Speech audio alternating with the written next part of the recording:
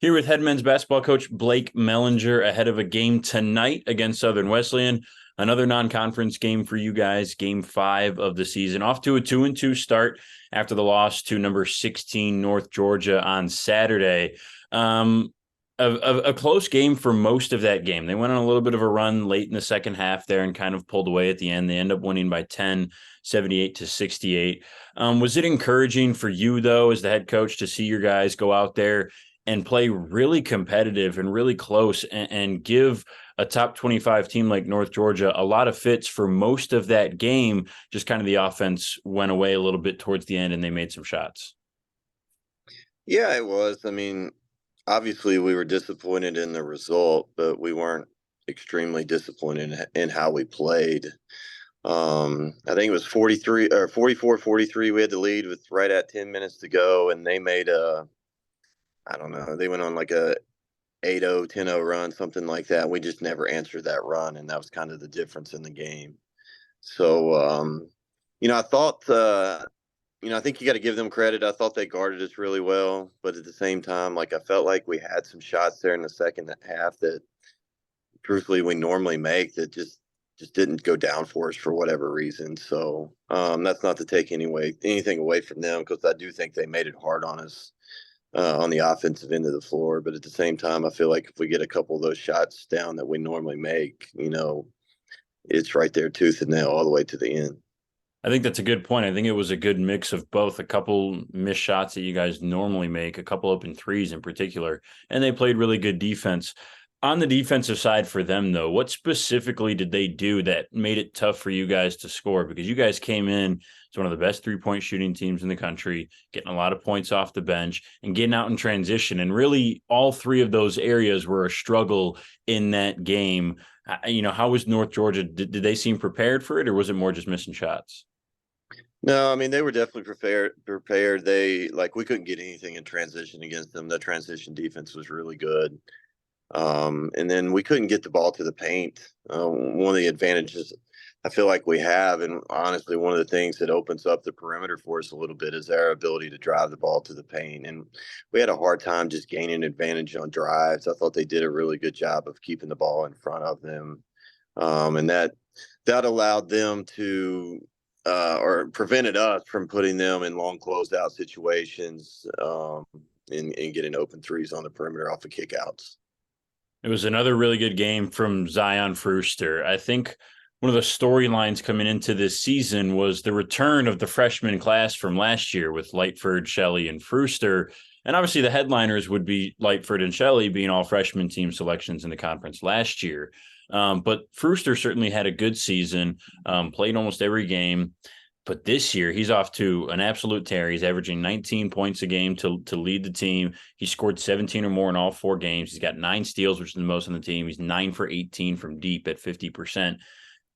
Was there any indication in the summer, in camp, in the fall, that he might have this breakout season, or has this been kind of a pleasant surprise for you?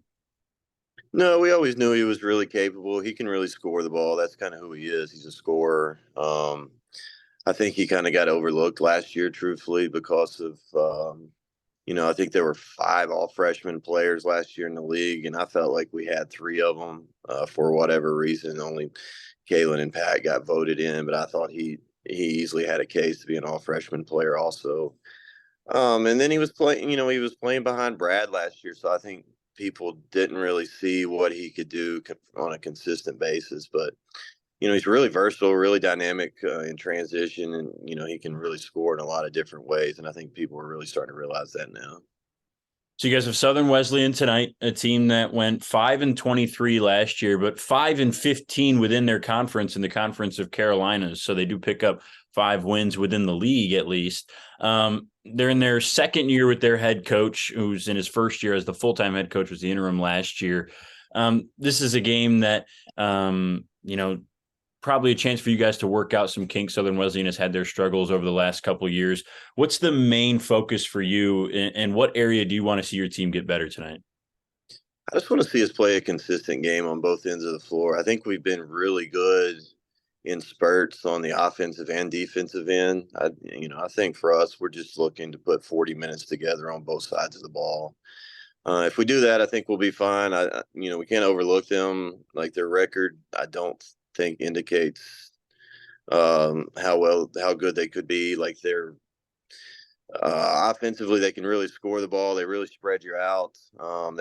They run good stuff, so they can create some difficult defensive situations that we'll have to be prepared for. But again, I think it starts with us, and being consistent defensively, being consistent on the offensive end, taking care of the basketball. That's one thing that we've really preached the last couple of weeks. We're turning it over a little too much, and I think some of that is newness. Some of it's just early season turnovers that you kind of expect that eventually go away once guys get used to playing with one another. But those are the areas where we really want to see some growth.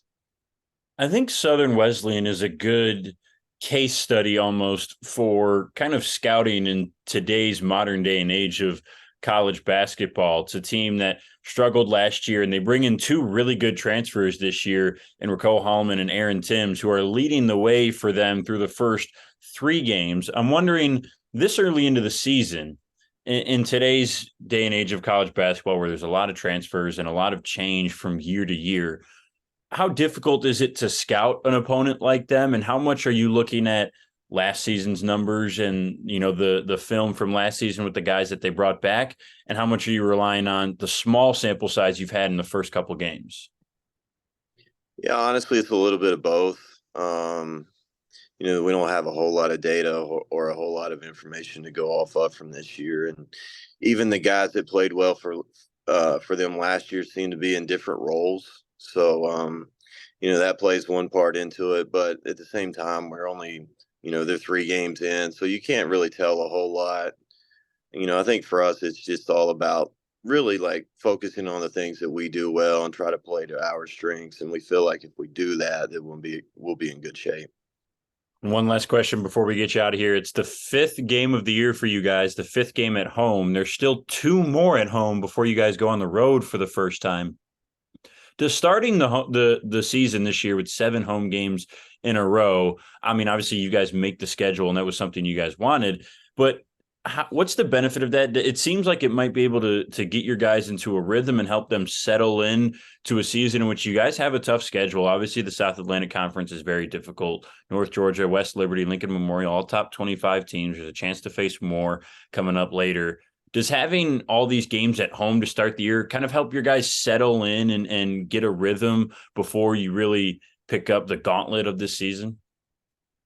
Yeah, it does. I mean, I think every team is more comfortable playing at home, and early in the season, you've got to work out some kinks with your team, just chemistry wise, and execution things, and all those things that really go into it. So anytime you're playing at home, you feel like you have an advantage. And, also we want to play at home because we want to build excitement around their team, around campus. And, I feel like we're starting to do that. And, that's something we want to continue to build on throughout the course of the season. Well, there's certainly plenty reason to be excited. Hopefully another win and more excitement comes tonight. The game against Southern Wesleyan is coming up at 6:00. For those of you, can check it out at the Pryor Center or on our online broadcast at Flow Sports. Blake, thank you so much. We'll see you tonight. Thank you.